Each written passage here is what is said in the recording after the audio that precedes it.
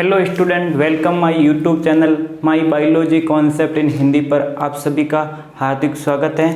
तो स्टूडेंट, जो आज हम टॉपिक स्टार्ट करने जा रहे हैं 10th क्लास की जो अध्याय नंबर 2 है, जिसे कहते हैं मानव तंत्र या ह्यूमन सिस्टम। अब हम ह्यूमन सिस्टम लेसन या अध्याय स्टार्ट करने से पहले ये जान लेते हैं कि ह्यूमन सिस्टम होता क्या है। ये जो मानव तंत्र है, ये मानव तंत्र होता क्या है। इस मानव तंत्र को समझने के लिए हमें एक टर्म समझनी पड़ती है। अब वो टर्म क्या होती है उसको हम इधर समझते हैं। आप ध्यान से देखना, ये टर्म बहुत ही काम आएगी आपके, क्योंकि इसी टर्म के आधार पर पूरी बायोलॉजी टिकी हुई है। जो ह्यूमन फिजियोलॉजी है इसी टर्म के आधार पर टिकी हुई है। जो आप अगर आगे 11th या 12th में जाओगे तो आपको जो भी ह्यूमन फिजियोलॉजी पढ़ने को मिलेगा इसी से रिलेटेड होगा। ठीक है, तो हम स्टार्ट करते हैं कि वो टर्म क्या है। तो सबसे पहले क्या होती हैं, जो अब मैं बात करूं क्या मानव तंत्र की या मानव या ह्यूमन सिस्टम की। तो ह्यूमन सिस्टम में क्या होता है, सबसे पहले क्या बनती हैं आपके अंदर 2n कोशिका बनती हैं। क्या बनती है, द्विगुणित कोशिका बनती हैं। ठीक है, अब ये जो द्विगुणित कोशिका बनती हैं तो इस कोशिका को क्या कहते हैं, युग्मनज। क्या कहते हैं, युग्मनज। ठीक है, जिसे इंग्लिश में कहते हैं आपके जाइगोट। क्या कहते हैं, जाइगोट। ठीक है, जो ये 2n या द्विगुणित कोशिका होती हैं, जो किसी सजीव की बात करूं या लिविंग की बात करूं तो कौन सी होती हैं, प्रथम कोशिका होती हैं। कैसी होती हैं, प्रथम कोशिका। अगर आपके एग्जाम में पूछ लिया जाता है कि सजीव की प्रथम कोशिका क्या होती है, क्या होती है, युग्मनज। ठीक है, ये हमारे शरीर की या मानव शरीर की बोलो या पादप कोशिका की बोलो या जंतु कोशिका की बोलो तो प्रथम कोशिका होती है, जो कैसी होती हैं, द्विगुणित होती है। ठीक है, अब ये द्विगुणित कोशिका कैसे बनती हैं, तो इसमें क्या होता है, जंतु कोशिका और पादप कोशिका में सबसे पहले क्या बनते हैं, दो अर्धसूत्री विभाजन होने पर क्या बनते हैं, दो युग्मक बनते हैं। अब ये दो युग्मक कौन कौन से होते हैं आपके, एक होता है आपका नर युग्मक मेल गैमेट और दूसरा बनता है आपका मादा युग्मक या फीमेल गैमेट। ठीक है, अब ये दोनों युग्मक क्या करेंगे, संलयन करेंगे। क्या करेंगे, संलयन। ठीक है, क्या करेंगे, संलयन या फ्यूजिशन की क्रिया करेंगे तो क्या बनाएंगे आपके 2n, जो क्या कहलाता है, युग्मनज कहलाता है, जो क्या होती हैं, द्विगुणित कोशिका होती हैं, जिसको हमारे शरीर की या मानव कोशिका या पादप कोशिका की प्रथम कोशिका होती है। ठीक है, अब क्या होता है नेक्स्ट, इस द्विगुणित कोशिकाओं में क्या होता है, अनेक विभाजन होता है, जिससे क्या बनती हैं, अनेक छोटी छोटी क्या बनती हैं, कोशिकाएं बनती हैं। ठीक है, ये देख लीजिए आपकी क्या बन गई, कोशिकाएं बन गई। ठीक है, ये लीजिए आपकी कोशिकाएं।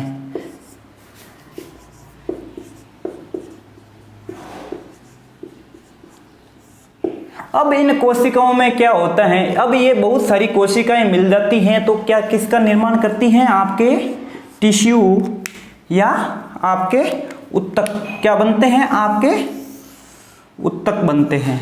ठीक है, अब ये उत्तक क्या करते हैं, आपस में मिलकर क्या बनाते हैं, अंग बनाते हैं। क्या बनाते हैं, अंग बनाते हैं या ऑर्गन बनाते हैं। ठीक है, अब ये अंग कौन कौन से होते हैं, जैसे हमारे शरीर की बात करूं या मानव शरीर की बात करूं तो जितने भी पार्ट होते हैं वो क्या कहलाते हैं, अंग कहलाते हैं। जैसे आपके यकृत की बात करूं, यकृत क्या है, आपका अंग है। कौन सा अंग है, आंतरिक सबसे बड़ा अंग है। और जो त्वचा होती है वो क्या होती है, आउटर सबसे बड़ा अंग या बाह्य सबसे बड़ा अंग होता है। ठीक है, आपके जो जितने भी शरीर के जो जितने भी अंग है वो क्या कहलाते हैं, अंग कहलाते हैं। अब ये अंग मिलकर क्या बनाते हैं आपके, अब ये बहुत सारे अंग मिलकर क्या बनाते हैं, अंग तंत्र। क्या बनाते हैं, अंग तंत्र। ठीक है, क्या बनाते हैं, आपका अंग तंत्र। ठीक है, ऑर्गन सिस्टम। ठीक है, अब हम जो हेडिंग लगाई थी या हमारा जो लेसन का नाम है क्या है, मानव तंत्र। ठीक है, मानव तंत्र में हमें क्या पढ़ना है, अंग तंत्र पढ़ना है। अब इस अंग तंत्र में क्या पढ़ना है, इसकी बाद की बात होती है। इससे पहले हम और जान लेते हैं कि जब ये बहुत सारे अंग तंत्र मिलते हैं तो क्या करते हैं, एक संपूर्ण ह्यूमन बॉडी, किसका, संपूर्ण ह्यूमन बॉडी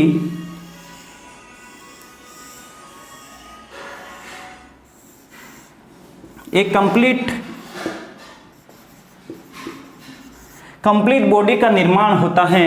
ठीक है, अब हम वापस देखते हैं कि सबसे पहले क्या होता है, हमारे शरीर के अंदर द्विगुणित या युग्मनज बनता है, जो क्या होती है, प्रथम कोशिका होती है, जो किस प्रकार के एक नर युग्मक एक मादा युग्मक के संलयन से बनती है। ठीक है, अब इस द्विगुणित कोशिकाओं से क्या होते हैं, अनेक कोशिकाएं बनती हैं। अब इन अनेक कोशिकाएं जो मिलकर क्या बनाती हैं, आपका उत्तक या टिश्यू बनाती है। अब ये टिश्यू मिलकर आपका क्या बनाएंगे, ऑर्गन या अंग बनाएंगे, और ये अंग मिलकर आपका क्या बनाएंगे, अंग तंत्र बनाएंगे, और ये सारे अंग तंत्र मिलकर क्या बनाएंगे, आपके एक कंप्लीट ह्यूमन बॉडी का निर्माण करते हैं। ठीक है, ये तो हो गया टर्म। ठीक है, अब आपको पढ़ना क्या है इस मानव तंत्र में, कि भाई मानव तंत्र में क्या आते हैं, अंग तंत्र आते हैं। अब ये अंग तंत्र कौन कौन से होते हैं, तो नंबर 1 पे मैं बात करूं आपका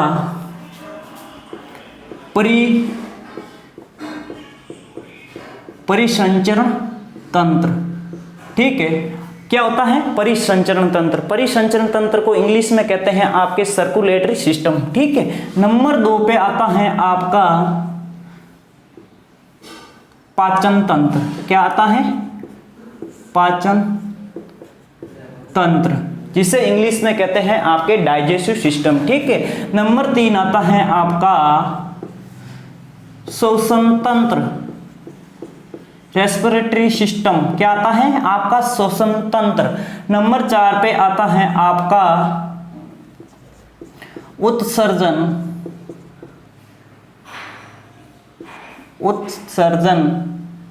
तंत्र, एक्सट्रेनरी सिस्टम।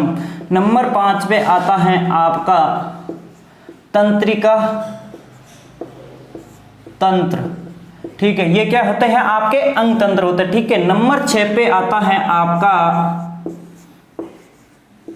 कंकाल तंत्र।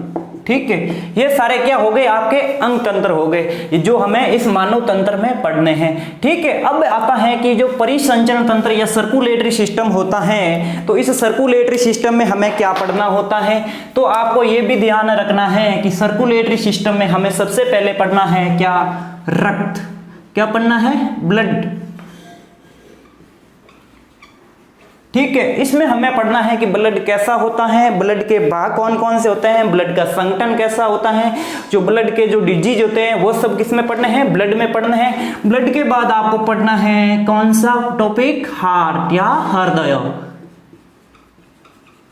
ठीक है, कि भाई हार्ट का कार्य क्या होता है, हार्ट क्या करता है, ब्लड को पंप करता है, ब्लड को कैसे पंप करता है, और हृदय द्वारा शरीर के विभिन्न भागों तक किस प्रकार ब्लड को पहुंचाया जाता है, और विभिन्न भागों से या अंगों से ब्लड को वापस हार्ट तक किस प्रोसेस के द्वारा आता है, ये सब किस में पढ़ेंगे, हम हार्ट में पढ़ेंगे। ठीक है, इसके बाद पढ़ेंगे, हार्ट के बाद हम पढ़ेंगे रक्त वाहिकाएं। क्या, रक्त वाहिनिकाएं।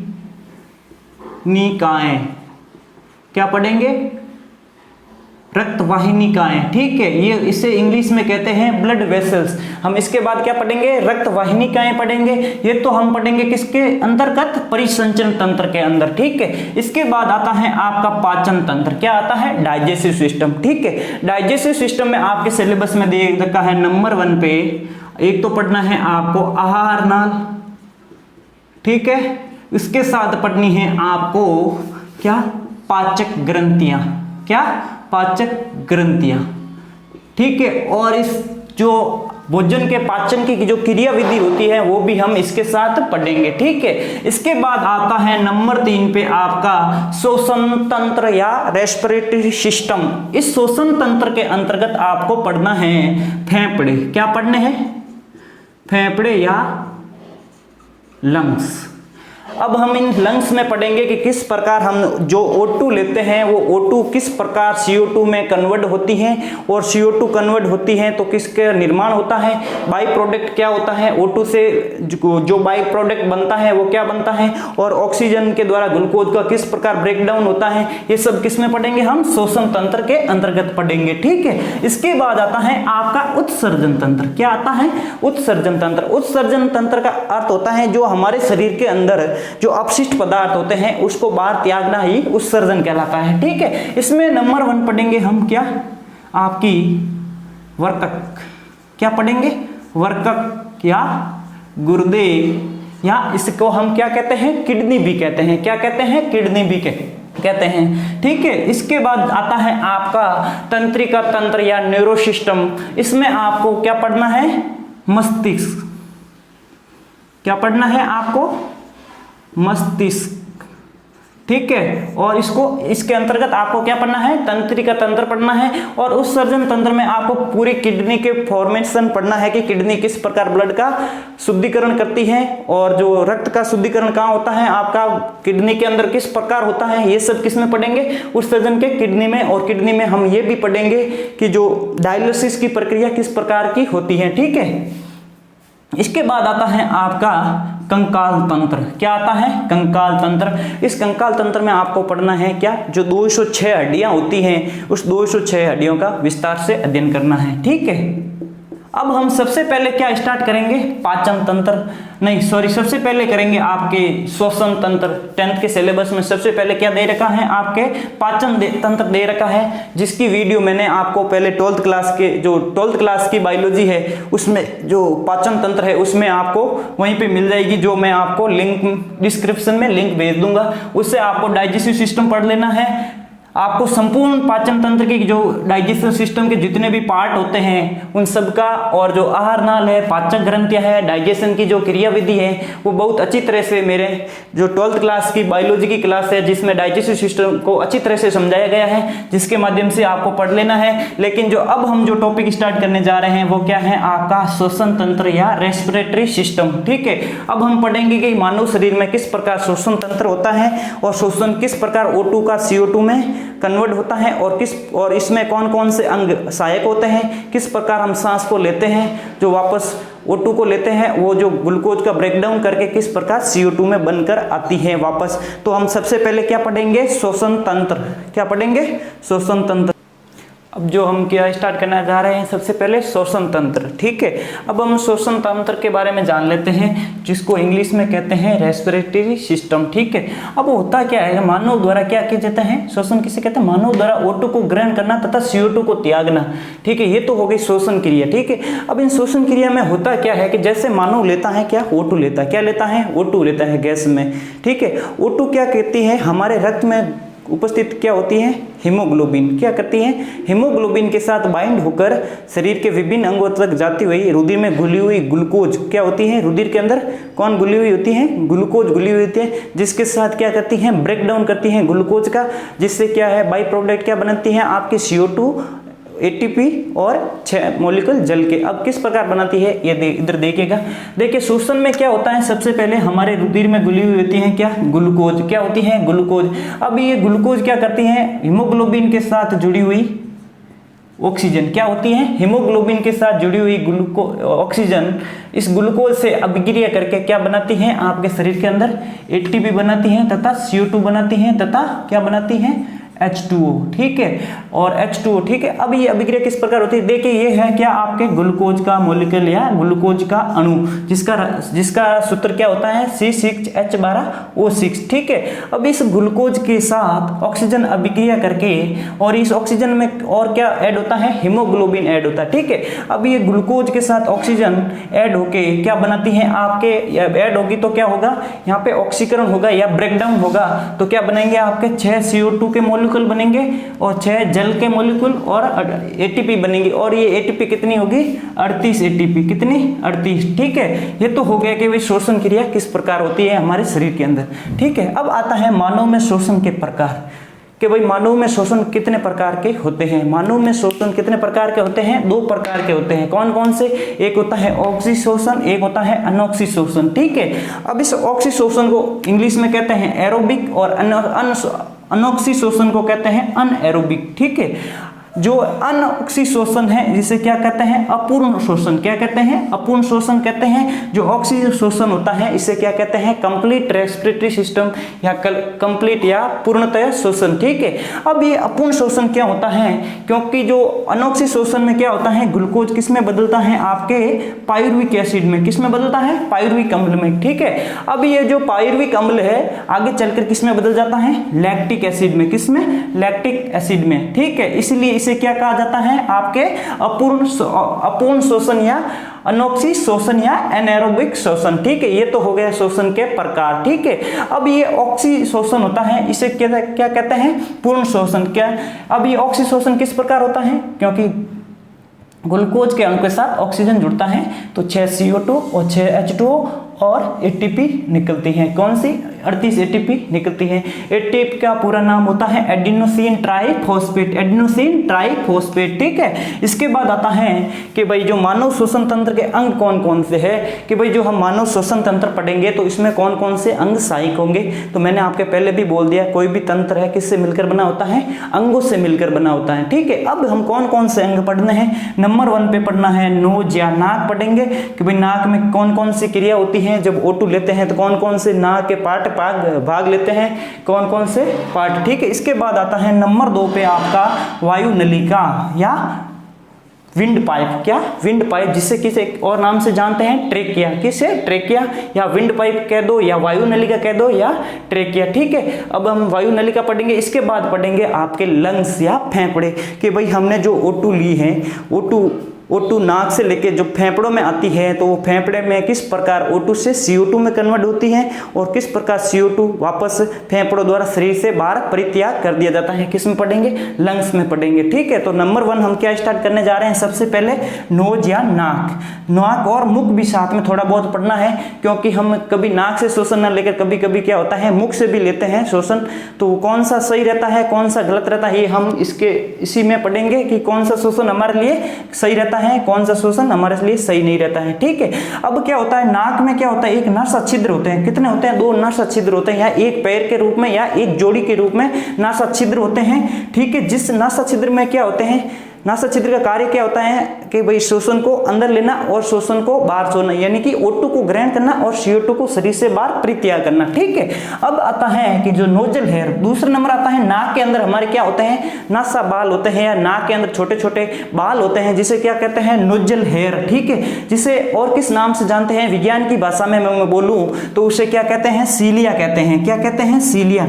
अगर विज्ञान की भाषा में पूछ ले जाए कि नाक के अंदर उपस्थित बाल को क्या कहते हैं, सीलिया कहते हैं। क्या कहते हैं, सीलिया कहते हैं। ठीक है, अब ये सीलिया क्या करते हैं, शरीर में हम जो नाक के अंदर जो क्या लेते हैं, गैसें लेते हैं या O2 लेते हैं, तो O2 के अंदर क्या आते हैं, साथ में जो शोषण लेते हैं उसके साथ क्या आ जाते हैं, धूल के कण आ जाते हैं। क्या आते हैं, धूल के कण को क्या करते हैं, फिल्टर करते हैं। ये जो नासा छिद्र होते हैं ये क्या करते हैं, अपने ऊपर धूल के कण को चिपका लेते हैं, जो क्या आगे लंग्स या विंड पाइप में धूल के कण को जाने से रोकते हैं। ठीक है, इसके बाद आता है जो ये नासा छिद्र होते हैं, इस नासा छिद्र का कार्य, जो नासा छिद्र में जो ताप और गीला किस कारण होता है, एक म्यूकस आता है। क्या आता है, नोजल वाटर। क्या आता है, एक नोजल वाटर आता है, नाक में एक लसलसा सा एक पानी की तरह निकलता है, जिसे क्या कहते हैं, श्लेष्मा या म्यूकस कहते हैं। ठीक है, अब इस श्लेष्मा और म्यूकस का कार्य क्या होता है, ये भी क्या कहते हैं, धूल के कण आते हैं उनको भी चिपका लेता है अपने ऊपर, और ये क्या करता है, नासा छिद्र होते हैं या नासा छिद्र होते हैं, इनको क्या करते हैं, नम बनाए रखते हैं या इसकी आर्द्रता को बनाए रखते हैं। ठीक है, ये तो हो गया आपके नोजल छिद्र। ठीक है, अब आता है कि भाई हम नाक से किस प्रकार लेते हैं। अब देखिए एक डायग्राम देखिए, जो ये क्या हो गया, नोजल हेयर, ये जो क्या हो गया आपका नाक हो गया, और ये क्या है आपका माउथ है। ये नाक और ये माउथ, किस प्रकार, ये नाक और ये माउथ। ठीक है, कभी कभी क्या होता है, नाक में हमारे ज्यादा म्यूकस जम जाने के कारण क्या करते हैं, सांस लेने में प्रॉब्लम होती है, तो हमें क्या, मुख से सांस लेते हैं। ठीक है, मुख से सांस लेते हैं तो क्या मुख के अंदर तो नासा जो नोजल हेयर है वो अनुपस्थित होते हैं, तो इसके कारण क्या, धूल के कण और कुछ बैक्टीरिया भी हमारे शरीर के अंदर चले आते हैं। इसलिए नास जो माउथ द्वारा शोषण होता है वो हमारे शरीर के लिए उपयोगी नहीं है, क्या है, अनुपयोगी है। ठीक है, इसलिए हमारे जो शोषण है वो कौन सा उपयोगी है, नासा या नोजल हेयर द्वारा या नाक द्वारा। ठीक है, अब क्या होता है, जब नाक से हमने क्या ली, O2 ली, क्या है, यहाँ से O2 ली, तो यहाँ पे सब क्या कहाँ पे आएगी, आपकी फेरिंग्स पे आएगी, क्या है, ग्रसनी पे। ठीक है, अब ये ग्रसनी कौन सा भाग होता है, जहाँ से माउथ से और एयर के दोनों भाग जहाँ पे आके मिलते हैं, जो नासा छिद्र वाला और माउथ फूड वाला जो भाग वाला पार्ट है, वो जहाँ पे मिलता है वो क्या कहलाता है, आपका फेरिनिक्स कहलाता है। ठीक है, अब ये जो फेरिनिक्स है आगे जाके किस पर रुकती है, एपिग्लोटिस पे। ठीक है, एपिग्लोटिस पे क्या रुकती है, कहाँ पे रुकती है, आपके एपिग्लोटिस। अब ये एपिग्लोटिस को हिंदी में क्या कहते हैं, घाटी का ढक्कन। क्या कहते हैं, घाटी का ढक्कन भी कहते हैं। क्या कहते हैं? गांठी का ढक्कन। अब इसे ढक्कन क्यों कहते हैं? क्यों जैसे ही हमने क्या ली? एयर ली। क्या ली? एयर ली। एयर ली तो ये क्या, एयर यहाँ से होती हुई कहाँ से आएगी? सबसे पहले ये क्या है? श्वसन नलिका, और ये क्या होती है? फूड नलिका या भोजन नलिका। यहाँ तक तो दोनों एक ही रूप में होती हैं, लेकिन यहाँ पे एपिग्लोटिस के ऊपर आने के बाद क्या है? दो भागों में बन जाती है। एक तो हो जाती है भोजन नलिका, एक हो जाती है आपकी श्वसन नलिका। ठीक है, होता क्या है कि जब हम भोजन लेते हैं, क्या लेते हैं? भोजन लेते हैं। मानना कि ये कोई आपने फूड लिया, क्या फूड, या कोई खाना लिया। ठीक है, अब खाना क्या करेगा? आपके एपिग्लोटिस के पास आएगा, तो यहाँ पे क्या खुला होता है, तो एपिग्लोटिस के ऊपर होता है। तो जैसे ही खाना आया तो ये खाना किधर, क्या इस पार्ट में या भोजन नलिका में जाने से पहले क्या करेगा? तो ये जो एपिग्लोटिस है, जो ये क्या करेगा? यहाँ पे लॉक लगा देगा। किस पे? इसके श्वसन नलिका पर। अब ये लॉक क्यों लगाता है श्वसन नलिका पर? क्योंकि भोजन के कण अगर आपके श्वसन नलिका या विंड पाइप में चले जाते हैं, तो जिसके कारण क्या होते हैं? आपके भोजन के अणु को वापस तुरंत इस मार्ग से वापस नाक के द्वारा बाहर भेज दिया जाता है। कभी कभी क्या होता है कि हम जल को पीते हैं। क्या पीते हैं? जल को पीते हैं। जल को पीते हैं तो कभी कोई मजाक कर लेता है, जिससे क्या होता है? हमारा एपिग्लोटिस क्या होता है, या हमारे साथ जो कोई जोक्स सुन, हम जैसे पानी पी रहे हैं, हमारे साथ क्या कोई जोक्स हो गई या कोई किसी ने जोक्स सुना दिया, तो हमारे क्या है? एपिग्लोटिस यहाँ से हिल जाता है, जिससे कि क्या होता है? पानी क्या है? भोजन नलिका में ना जाकर कहाँ पे आ जाता है? आपके श्वसन नलिका के अंदर आ जाता है, जिसके द्वारा श्वसन नलिका से तुरंत वापस नाक के द्वारा बाहर फेंक दिया जाता है। ये होता है एपिग्लोटिस का कार्य। इसीलिए इसे हमारे शरीर का पुलिस ट्रैफिक मैन भी कहते हैं। ट्रैफिक मैन क्यों कहते हैं? क्योंकि पुलिस ट्रैफिक का क्या कार्य होता है कि भाई इस रास्ते से आने वाले को, सामने वाले को रोकते हैं, या इस साइड वाले आने वाले को, इस साइड वाले को आने दिया जाता है तो इस साइड वाले को रोक कर दिया जाता है। तो इसी प्रकार ये जो भी क्या करता है? ग्लोटिस भी पुलिस की तरह कार्य करता है, क्योंकि जैसे ही भोजन आएगा तो श्वसन नलिका पर ढक्कन लगा देगा और श्वास को जाने देगा और भोजन को अपने फूड पाइप में जाने देगा। ये तो हो गया आपके स्ट्रक्चर नोजल की। ठीक है, इसके बाद हम पढ़ेंगे कौन सा? वायु नलिका या ट्रेकिया। क्या पढ़ेंगे? वायु नलिका या ट्रेकिया।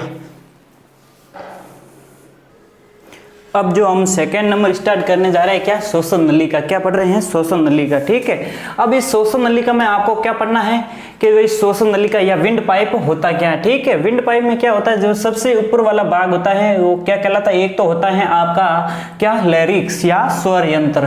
ठीक है, हमारे शरीर में जो स्वर यंत्र होता है वो कहाँ पे उपस्थित होता है? श्वसन नलिका के शीर्ष भाग पर। कहाँ पे? श्वसन नलिका के शीर्ष भाग पर।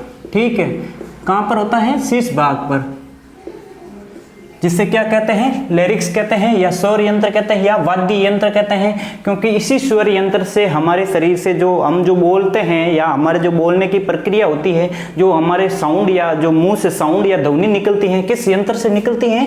इसी लैरिक्स या स्वर यंत्र से। ठीक है, अब इसी स्वर यंत्र के आसपास क्या होता है? चारों ओर एक, मैंने आपको पहले भी बता दिया, क्या होता है? एपिग्लोटिस, जिसे हिंदी में कहते हैं आपके गांठी का ढक्कन।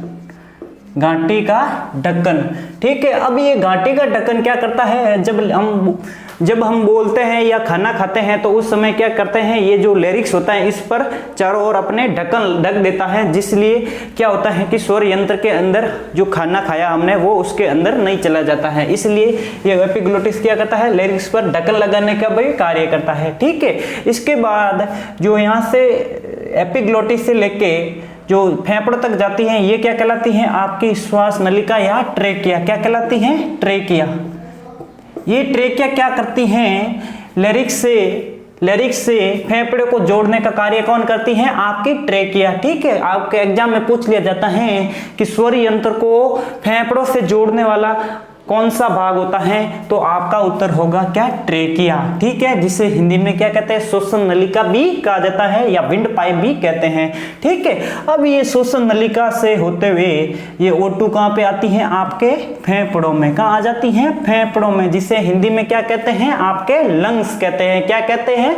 लंग्स कहते हैं। अब हम नंबर 3 पे क्या पढ़ने जा रहे हैं? आपके लंग्स या फेफड़े। ठीक है, अब इस फेफड़ों में हम बहुत ही डिटेल से पढ़ेंगे फेफड़े के एक एक भाग को अच्छी तरह से पढ़ेंगे। तो सबसे पहले क्या, ये हो गया लिरिक्स, ये जो मैंने पार्ट बनाया है आपका, ये पार्ट यहाँ तक का है। अब यहाँ से ऑक्सीजन आती है। अब ये क्या होता है, जो ट्रेकिया होता है, इसमें क्या होते हैं, छल्ले नुमा संरचनाएं होती हैं। क्या होती हैं, छल्ले नुमा संरचनाएं होती हैं। अब ये छल्ले नुमा संरचना इसलिए होती हैं क्योंकि जो श्वसन नलिका को आपस में चिपकने से रोकती हैं। ये छल्ले क्यों पाए जाते हैं, क्योंकि हमारे शरीर में जो श्वसन नलिका होती है, ये क्या होती है, मांसपेशियां या मसल ऑर्गन है, मस्कुलरी ऑर्गन है, जिसको क्या करती है, चिपकने से रोकती है। ठीक है, इसलिए ये छल्ले पाए जाते हैं। ठीक है, अब इन छल्लों से होती हुई ऑक्सीजन कहाँ पे आती है, आपके फेफड़ों में प्रवेश करती है। ठीक है, अब फेफड़ों में प्रवेश करने से पहले हम क्या कर लेते हैं, एक बार फेफड़ों का जो इंट्रोडक्शन है या फेफड़ों की जो एनाटॉमी है वो पढ़ लेते हैं। ठीक है, फेफड़ों के जो सबसे बाहरी झिल्ली होती है, जो फेफड़े होते हैं, ये फेफड़ों के जो सबसे बाहरी झिल्ली होती है वो क्या होती हैं, आपके कौन सी, पुल्लुरा झिल्ली। क्या कहलाती है, पल्लुरा झिल्ली। ठीक है, इसी पुल्लुरा झिल्ली के द्वारा फेफड़े चारों ओर से ढके हुए होते हैं। और जो फेफड़ों का रंग होता है वो कैसा होता है, हल्का गुलाबी। कैसा होता है, रंग कैसा होता है फेफड़ों का,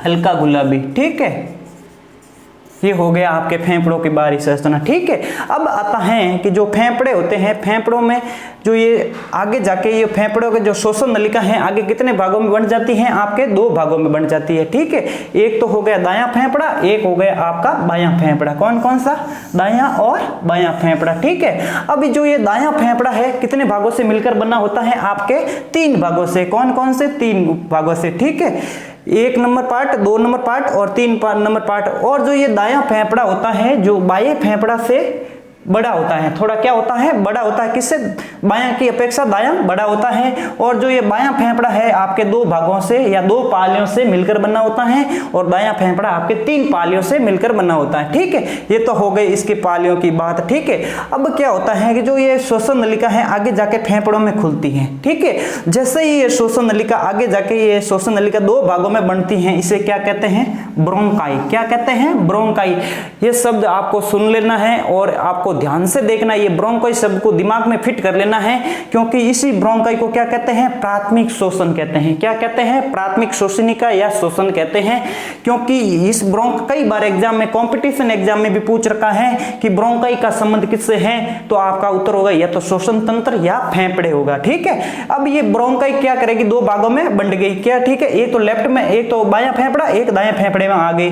अब ये ब्रोंकाई आगे जाके क्या करेगी, छोटी छोटी शाखाओं में बंट जाएगी। ठीक है, अब ये शाखाएं कौन कौन सी है, देखिए ये जो लाल लाल मैंने बताई हैं, ये क्या हो गई, ब्रोंकाई से आगे जाके बनती हुई शाखाएं होती है, जिसे क्या कहते हैं, आपके ब्रोंकाइल्स। क्या कहते हैं, ब्रोंकाइल्स। ठीक है, अब इस ब्रोंकाइल्स को हम क्या कहते हैं, द्वितीय या सेकेंडरी श्वसनी। ठीक है, अब ये सेकेंडरी श्वसनी, द्वितीय श्वसनी या ब्रोंकाइल्स आगे जाकर किसमें बंट जाते हैं, आपके जो अंगूर के गुच्छे के समान संरचनाएं होती हैं, कौन सी, वायुकूपिकाएं। क्या होती हैं, वायुकूपिकाएं, जिसे इंग्लिश में कहते हैं ओल्वुले, जिसका जो संख्या होती है कितनी होती है, 30 मिलियन। कितनी होती हैं, एक लंग्स के अंदर कितनी होती हैं, 30 मिलियन होती हैं। ठीक है, और जो इस एक कुप्पिका, वायु कुप्पिका होती है, इसका जो व्यास होता है कितना होता है, 0.2 mm, मिलीमीटर डायोप्टर। अगर इसका व्यास पूछ लिया जाता है कि आपके एक वायु कुपिका का व्यास कितना होता है,